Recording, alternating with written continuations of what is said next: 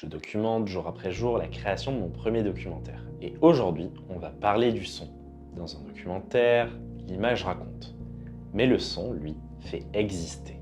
Une voix mal enregistrée, un dialogue perdu, et du vent trop fort. Et là, toute l'émotion s'en va. Dans ce documentaire, j'ai besoin de capter les voix sans jamais les perdre. Que ce soit les interviews ou ma propre voix off tournée sur le terrain. Et c'est pour ça que j'ai donc choisi d'utiliser le micro Rode Wireless 3. Ce micro a deux gros avantages majeurs. D'abord, pour commencer, il a une très grande autonomie. Et ça, c'est primordial pour un documentaire où je vais tourner toute la journée.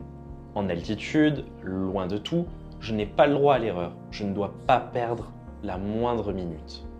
Son deuxième très gros avantage, c'est l'enregistrement interne.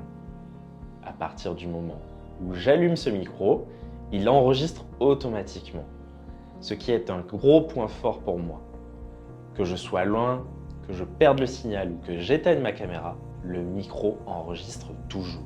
Et ça, c'est primordial pour mon documentaire.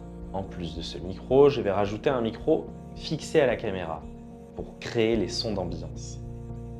Et j'ai choisi le NTG4. C'est un micro directionnel et dynamique. Il me permettra de capter le vent, les machines, les pas et toutes sortes de sons d'ambiance. Ce micro, il va apporter la texture à mon documentaire. En résumé, j'aurai deux types de micros.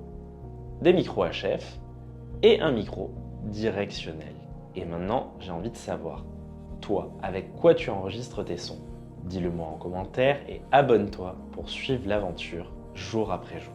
Demain, on va parler du mouvement et de la stabilisation.